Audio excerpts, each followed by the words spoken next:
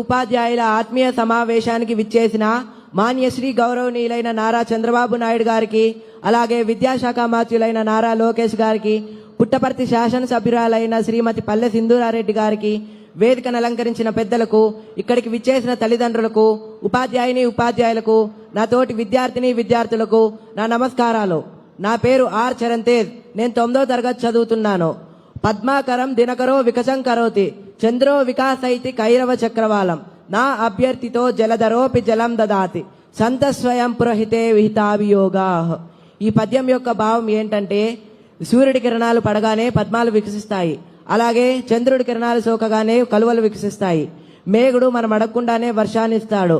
మీలాంటి పెద్దవాళ్ళు ప్రజలు అడగకుండానే సహాయం చేస్తారు సార్. ఇవి గొప్ప వాళ్ళ యొక్క లక్షణాలు.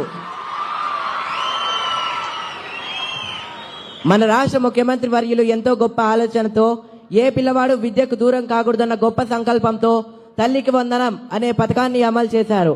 ఒక్కో విద్యార్థికి 15,000 చొప్పున ఆర్థిక సహాయం చేశారు. కుటుంబంలో చదివే విద్యార్థులు ఎంతమంది ఉంటే అంతమందికి తల్లికి వందనం అందజేస్తున్నారు. మా గృహం నందు కూడా మేమిద్దరం తల్లికి వందనం లబ్ధి పొందాం సార్.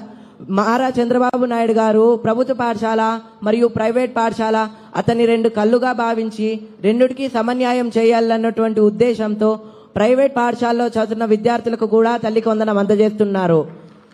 1వ తరగతి నుంచి 12వ తరగతి వరకు చదువుతున్న ప్రతి విద్యార్థికి తల్లికి వందనం అందజేస్తున్నారు. ఈ సందర్భంగా నేను నా ఫ్రెండ్ వాళ్ళ జరిగిన ఒక ఫ్యామిలీ ఇష్యూ మీకు చెప్పాలనుకుంటున్నాను. నా ఫ్రెండ్ వాళ్ళ ఫ్యామిలీ చాలా పూర్ ఫ్యామిలీ. వాళ్ళ ఫ్యామిలీలో టోటల్ 5 మెంబర్స్ ఉంటారు. మదరు, ఫాదరు, వాళ్ళకి 3 కొడుకులు. గత ప్రభుత్వం తల్లికి వందనం ఒకరికే ఇవ్వడం వల్ల ఒకరు మాత్రమే చదువుకోవడానికి వీలుంటుంది. మిగతా 2 వాళ్ళ పేరెంట్స్ తో కలిసి కూలి పనికి వెళ్తా ఉంటారు. అది గమనించిన మన రాష్ట్ర ముఖ్యమంత్రి వర్యులు, ఏ పిల్లవాడు ఇలా కూలి పనికి వెళ్ళకూడదు, 18 ఏళ్ల వయసు లోపున్న ప్రతి పిల్లవాడు కంపల్సరిగా పాఠశాలలో లేదా కళాశాలలో చదువుకోవాలా అనే గొప్ప సంకల్పంతో తల్లికి వందనం అనే పథకాన్ని అమలు చేయగా, కుటుంబంలో ఎంతమంది విద్యార్థులుంటే అంతమంది విద్యార్థులకి తల్లికి వందనం అందజేస్తున్నారు. మీరు ఈ తల్లికి వందనం అందజేయడం వల్ల వాళ్ళు సంతోషంగా పాఠశాలకు వెళ్లి చదువుకోగలుగుతున్నారు సార్. మీరు ఇంత గొప్ప కార్యాన్ని తలపెట్టినందుకు నా హృదయపూర్వక నమస్కారాలు.